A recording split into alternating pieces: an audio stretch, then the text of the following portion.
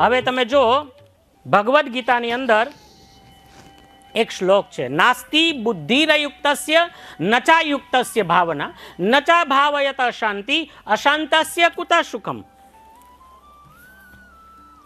સમજાય તમને કે નાસ્તિ ભગવદ્ ગીતાના બીજા અધ્યાયનો 66 શ્લોક, એમાં શાંતિ કેવી રીતે મળે એની વાત કરી છે. પહેલા તો એમાં આ જ વાત છે કે ભગવાનની ભાવના પરાયણ થઈને, તો હમણાં આપણે એ જ ડિસ્કસ કરી કે ભગવાનની ભાવના પરાયણ થવું જોઈએ, ભગવાન માટે લાગણી હોવી જોઈએ, ભગવાન માટે પ્રેમ હોવો જોઈએ. ભગવાન છે એ જ આપણા ઈષ્ટદેવ અને આપણા સર્વ કરતા હરતા ધરતા છે એવી ભાવના પ્રબળ હોવી જોઈએ. તો ભગવાનની ભાવના પરાયણ થઈને જે મનુષ્ય પરમેશ્વરના સંબંધમાં રહેતો નથી એની બુદ્ધિ દિવ્ય બનતી નથી. એટલે પહેલું સૂત્ર તો એ થયું કે આપણે ભગવાન હારે સંબંધ રાખવાનો છે શાંતિ માટે. કોના હારે સંબંધ રાખવાનો છે? ભગવાન સાથે આપણી બુદ્ધિ જોઈન્ટ કરવાની છે. અને ચિત્ત પણ એનું સંયમિત થતું નથી જો ભગવાન સાથે સંબંધ નથી તો. હવે ભગવાન સાથે સંબંધ નથી તો આપણી બુદ્ધિ છે એમાં દિવ્યતા નથી આવતી, આપણા ચિત્તમાં સંયમી ભાવ આવતો નથી. અને જો સંયમી ભાવ નથી આવતો તો એ વિના શાંતિ ક્યાંથી આવે? શાંતિ મેળવવા માટે ભગવાનનો આશ્રય એ મુખ્ય કારણ છે. ભગવાનના આશ્રય પછી ભગવાન સાથેનો આપણો સંબંધ છે એ ઇમ્પોર્ટન્સ છે. ભગવાન સાથેના સંબંધ પછી આપણા જીવનને સંયમિત કરવું, સંતુલિત કરવું એ ઇમ્પોર્ટન્સ છે. અને સંતુલિત કર્યા પછી આપણા ચિત્તને પણ એમાં મજા આવે છે અને ઓટોમેટિક શાંતિનો અનુભવ આપણને થાય છે. હવે જો શાંતિ જ નથી તો અશાંતસ્ય કુતઃ સુખમ. જેનું મન જ અશાંત છે એને સુખ ક્યાંથી હોય? એનો અર્થ એ થયો કે સુખના પાયામાં શાંતિ અનિવાર્ય છે.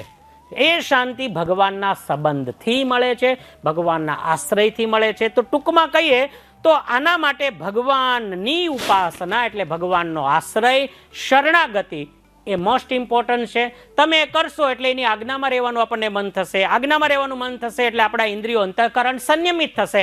આપણા ઇન્દ્રિય અંતઃકરણ સંયમિત થાય એટલે શાંતિ મળે. શાંતિ હોય એટલે આપોઆપ સુખ હોય. એક ભજનમાં પણ ગવાયું છે સંતવાણીના કે સંત વિના સાચી કોણ કહે. ભગવાન અને ભગવાનના સંત સિવાય ક્યાંય શાંતિ મળતી નથી. એ હું કામ કીધું? કારણ કે એ તમને સંયમિત થવાની વાત કરશે, એ તમને કંટ્રોલ કરશે, એ તમારી સાચી દિશા બતાવશે. અને સાચી દિશા બતાવે તમે એ પ્રમાણે જાઓ તો તમને શાંતિ થાય. તમે તમે અહીંયા આવવા નીકળ્યા હોઈએ કોઈ અને એમાં રસ્તો ભૂલી જાય તો શાંતિ થાય કે શાંતિ થાય? પણ તમે નેવિગેશનનો ફોલો કરીને કમ્પ્લીટ ટાઈમ ટુ ટાઈમ પહોંચી જાઓ તો શાંતિ થાય ને. એનો અર્થ એ કે ભગવાન અને ભગવાનના સંત તમને સંયમિત જીવનની શિક્ષા આપે છે, એને તમે ફોલો કરો છો એટલે આપણે ભગવાન સાથે લાગણીવાળા થઈએ, સંબંધવાળા થઈએ છીએ અને એનાથી આપણને શાંતિ મળે છે. અને શાંતિ એ સુખનું કારણ છે. તો એના માટે ભગવાનનો આશ્રય અનિવાર્ય છે. તમે જો દાદા ખાચરને બીજી વાર લગ્ન કરવાના થયા તો રાજુલાના ભટ્ટવદર પાસે એમને પરણાવવાનું નક્કી કર્યું. સ્વામિનારાયણ ભગવાન એની જાન લઈને ગયા, ધામધૂમથી જાન ગઈ. હું ટૂંકમાં કહું છું. પછી રિટર્ન જ્યારે આવતા હતા તો બધા વરવધુને વળાવવા માટે બધા ભેગા થયા હોય ને, એક પછી એક ગાડામાં ધીમે ધીમે બધા જતા હતા. એમાં વરવધુનું વેલડું હતું, એની પાછળ દાદા ખાચરના સસરા ચાલ્યા આવતા હતા. સ્વામિનારાયણ ભગવાનને જોઈ અને એ એની પાસે ગયા. સ્વામિનારાયણ ભગવાનની આમે હાથ જોડીને કહ્યું કે હે મહારાજ, હું ગઢડાના દરબારોને ઓળખતો નથી, ગઢપુર સાઈડના દરબારો એટલે દાદા ખાચર ને એ બધાને હું ઓળખતો નથી. મેં તો તમારો ભક્ત છે એમ જાણીને મારી દીકરી આપી દીધી, તો મારી દીકરીનું ધ્યાન રાખજો. તો સ્વામિનારાયણ ભગવાન હસતા હસતા કે તમારી દીકરીનો આલોક તો સુધરી ગયો, પરલોકે સુધરી ગયો છે, એના માટે ચિંતા ન કર, તમારે ક્યારે સુધરવું છે એ કહો. આમ કીધું એટલે પહેલાં તો અચંબામાં આવી ગયા. નાગપાલ વર્યનું નામ હતું એટલે નાગપાલ વર્યોએ કીધું કે મહારાજ મને જો સુધરવાની વાત કરો તો અઘરી છે. કેમ? તો કે મેં તો બહુ બધા પાપ કર્યા છે, પાપ કરી કરી મારું શરીર કાળું થઈ ગયું છે. એટલા બધા પાપીને તમે કેવી રીતે સુધારશો? હે? મહારાજે દ્રષ્ટાંત આપ્યું કે બાપુ, લાખો ટન કોલસાનો ગોડાઉન ભર્યો હોય પણ એમાં એટલો એક લાલ અંગારો આમ નાખી દઈએ અને થોડો અનુકૂળ પવન હોય ને તો લાખો ટન કાળા કોલસાને એક લાલ અંગારો લાલ ચોળ બનાવી દે. એમ અમારી શરણાગતિ, અમારો આશ્રય અને અમારી કૃપાને જો જાણવી હોય તો હાથ લાંબો કરો.